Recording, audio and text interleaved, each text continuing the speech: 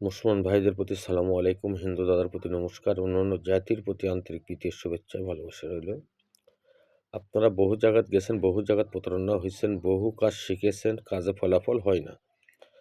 আপনারা আপনাদের মাঝে এমন একটি বিদ্যা দিচ্ছি আমি, সর্বরকম রোগের মুক্তি পাবেন, সর্বরকম রোগ নির্মূল করতে পারবেন মুহূর্তের মধ্যে। যদি বিশ্বাস হয়ে থাকে এ আমার বিদ্যায় কাজ করে পরীক্ষা করবেন।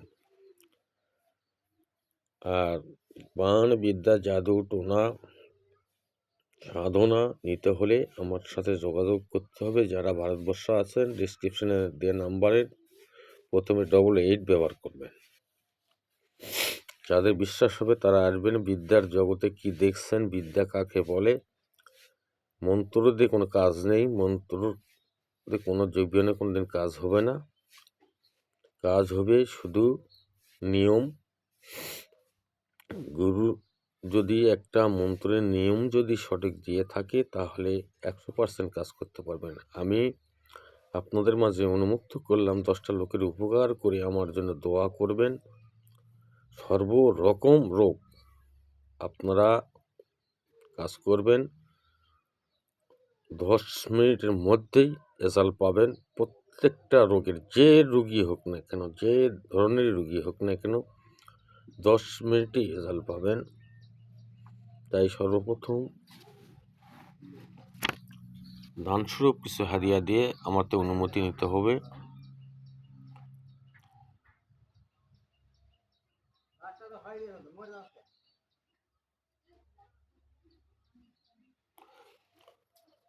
একশো 51 বার মন্ত্র উপরে স্বয়ংসিদ্ধ করে নিতে হবে।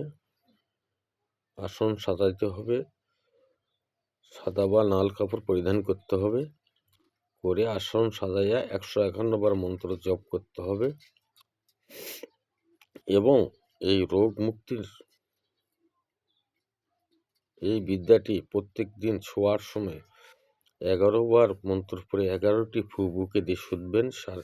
মন্ত্র সারা জীবন ঘুমন্ত থাকবে না, জাগ্রত থাকবে। তাই আপনারা বিশ্বাস না হলে করে দেখেন। আমি বাংলাদেশের মধ্যে ছোট একজন তান্ত্রিক।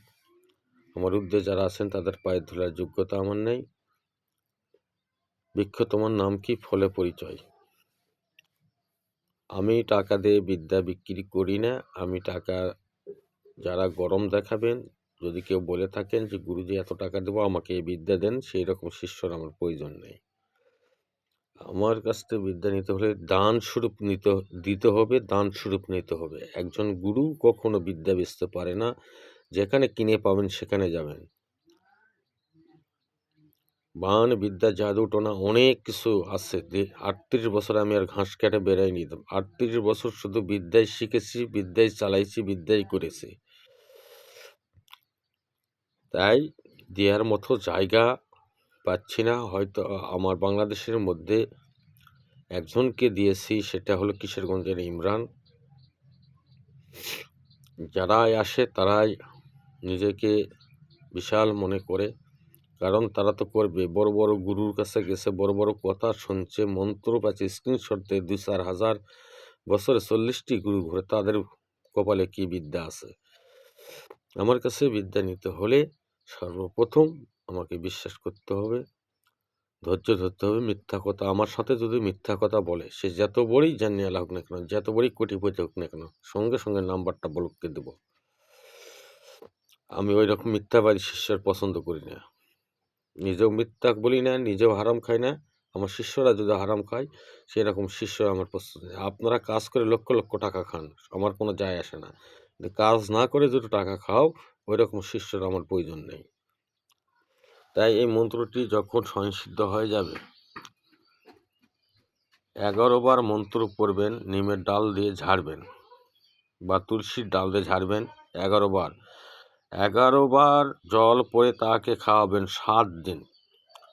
আল্লাহ পাকের অসীম দয়ায় যদি আমাকে বিশ্বাস করে থাকেন, আমার বিদ্যার প্রতি যদি বিশ্বাস করে থাকেন, আপনারা কাজ করে দেখবেন। বৃক্ষ তোমার নাম কি, ফলে পরিচয়।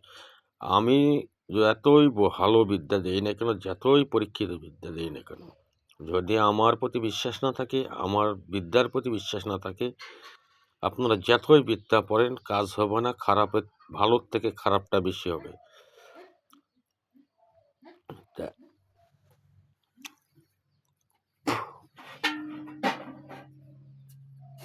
দেখেন 10 মিনিটেই রুগী সুস্থ হয়ে যাবে ইনশাল্লাহ, আল্লাহ পাকের অসীম দয়া।